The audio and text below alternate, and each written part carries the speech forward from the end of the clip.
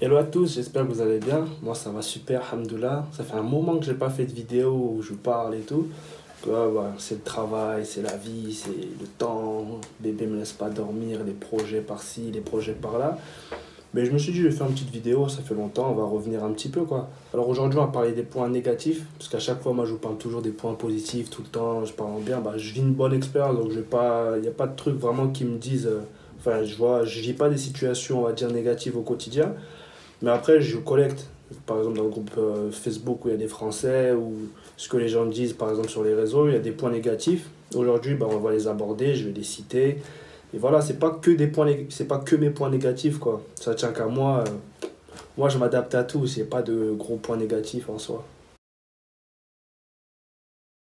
Alors, premier point négatif, on va parler des gangs en Suède. C'est un gros problème ici, le problème des gangs. C'est un fait, vraiment, c'est incroyable.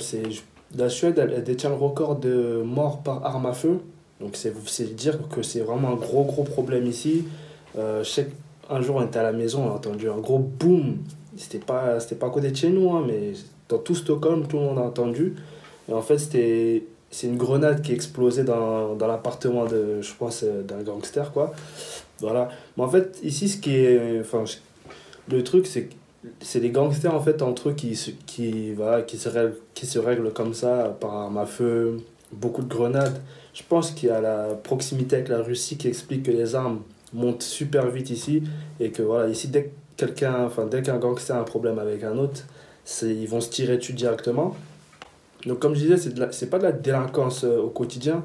Bon, au quotidien, enfin, franchement, je ressens pas une délinquance voilà, où on va venir me voler. Par exemple, en bas de chez moi, j'attache pas mon vélo, des petits trucs comme ça, j'ai pas peur. Mais ça, si tu traînes avec les mauvaises personnes, tu sais que voilà, ça peut t'arriver. Si tu as un proche qui te baigne dans des sales affaires, voilà, ici, ils vont tirer directement. Il y a pas de. En plus, enfin, souvent, quand je regarde les infos ou ce qui se passe, quand ils se règlent, c'est souvent une balle dans la tête et voilà, on n'en parle plus. Et voilà, ça, c'est le plus gros problème de la Suède, ce sont les armes à feu, les gangsters qui se règlent comme ça. Et voilà, comme je disais, c'est pas de la délinquance au quotidien où tu vas sentir un sentiment d'insécurité. Je sais que ma femme, elle sort la nuit, je sors le soir, j'ai pas forcément peur. Mais c'est si tu traînes dans ces trucs-là, voilà, ça peut être très chaud pour toi. Voilà, deuxième point négatif, je pense que tout le monde l'a vu un peu, c'est que l'extrême droite est arrivée au pouvoir. En fait, ils sont pas arrivés directement au pouvoir, ils sont alliés avec la droite, ce qui fait que c'est la droite et l'extrême droite ici qui gouvernent maintenant.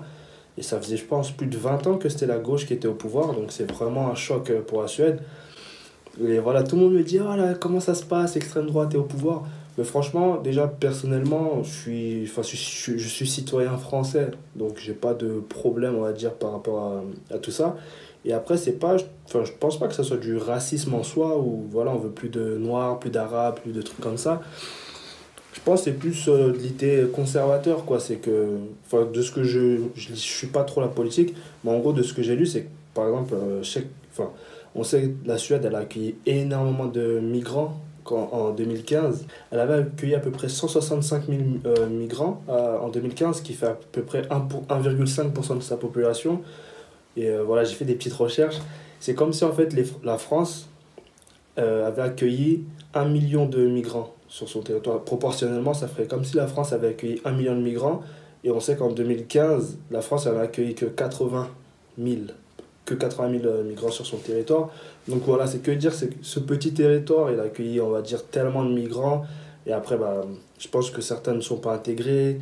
Tu rajoutes le problème des gangs. J'ai vu qu'ils voulaient recevoir que les demandeurs d'asile de pays proches, qu'ils voulaient enlever la nationalité en cas de crime grave. Voilà, donc en fait, le truc, c'est que maintenant, en tant que citoyen étranger, ça va être plus compliqué de venir en Suède et d'avoir le droit de résidence.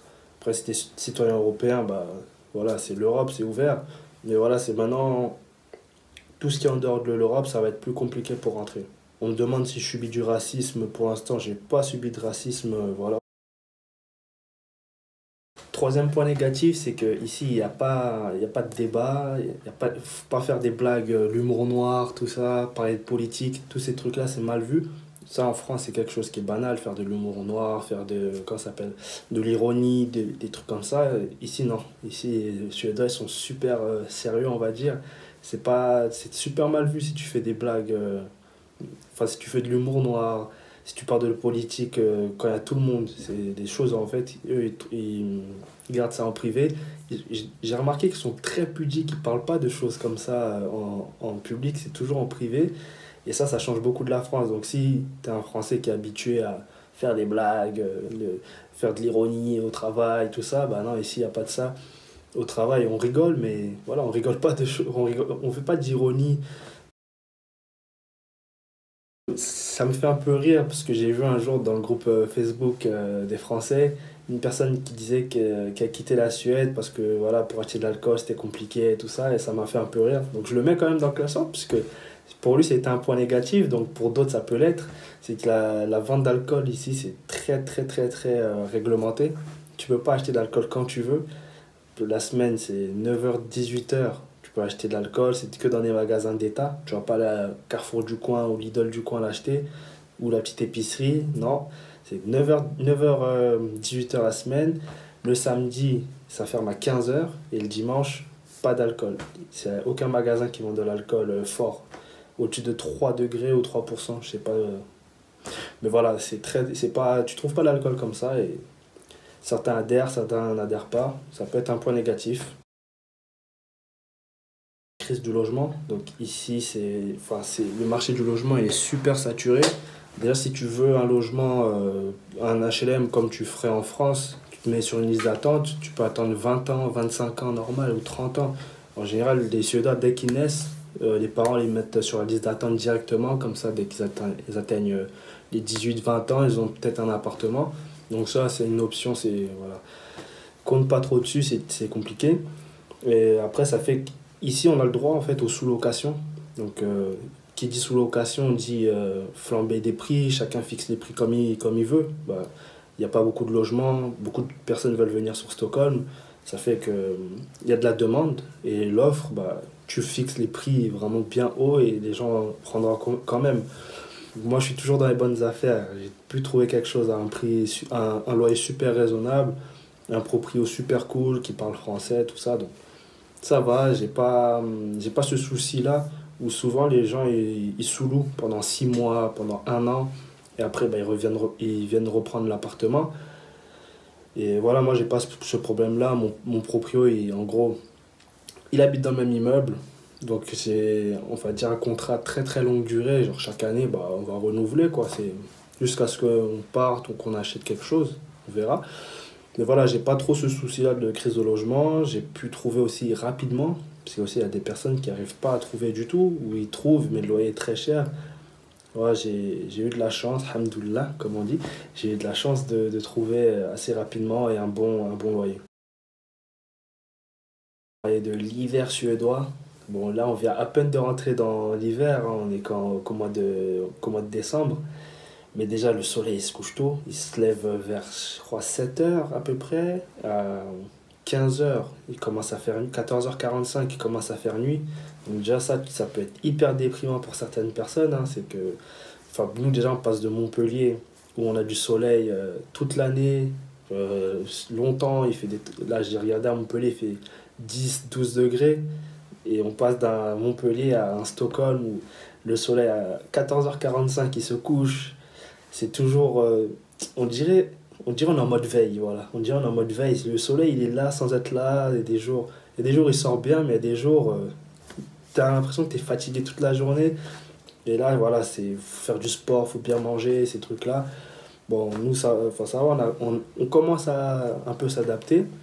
Mais on est qu'au début de l'hiver, on est qu'en décembre. Ça va finir à peu près, je pense, en février. Et tout le monde m'a dit que c'est le mois de février qui est le plus dur parce que ça commence à faire longtemps. Mais j'ai un plan, c'est que maintenant, enfin, les années d'après, ce qu'on fera, c'est qu'on essaiera de partir au soleil durant l'hiver, quoi. Durant l'hiver, il y a 3 mois d'hiver, 3 mois, ça, il y a 3 mois d'hiver, c'est de passer au moins la moitié d'un mois très loin, si on peut aller au Brésil, si on peut aller au Mexique, si on peut aller au Thaïlande, je sais pas. Si on a les sous, ce serait pas mal. Mais voilà, l'hiver suédois, il est quand même assez particulier, assez rude. Vos températures aussi, donc là aujourd'hui, moins 12 degrés. Moins 12 degrés, tu as des ressentis quand le vent il tape. En fait, ce qui est bien, c'est que. Enfin, ce qui est bien, c'est qu'il fait moins 12 mais c'est sec. C'est que t'as pas vraiment, vraiment froid. Le temps, il est sec ici, il n'y a pas de vent à chaque fois. Mais quand le vent se lève, il peut faire moins 6 mais le ressenti sera à moins 17 moins 18. C'est ça le problème. Mais le temps, il est sec. Donc, on n'a pas si froid que ça en vrai. D'autres points négatifs que je dirais seraient les boucheries halal. En fait, ici, c'est l'abattage rituel, il est interdit. C'est-à-dire déjà que la plupart de la viande elle est importée, ça vient du Danemark, ça vient enfin, d'autres pays, de la Pologne, tous ces pays-là. Et en fait, bah, ça nous change la France où en France, tu as une boucherie halal à chaque coin de rue, dans chaque quartier, tu trouves de la viande halal très très facilement. Ici, c'est pas que je trouve difficilement, mais c'est que où est-ce que je suis situé, je dois à chaque fois prendre un bus pendant 10 15 minutes pour aller chercher la viande et ça c'est un peu chiant quoi. Ou je dois aller dans les quartiers du nord. Quand tu vas dans le nord, les grosses communautés musulmanes, là-bas bah, t'es bien. T'as toute la viande halal, mais pareil, je dois prendre le métro. Ça a trois stations, donc à peu près 20 minutes.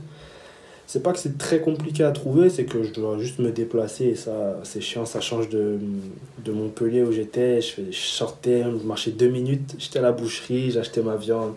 Là, je vais une fois dans le mois, un maxi stock et voilà. Donc après, ça change des habitudes de consommation, mais j'espère que la vidéo vous aura plu. Donc voilà, soutenez toujours la chaîne, un petit like, un petit partage, un petit commentaire, si voilà, réagissez. On fait pas trop de débats, j'aime pas trop les débats, mais voilà, réagissez ce que vous en pensez. Et voilà. Donc je vous dis à très bientôt.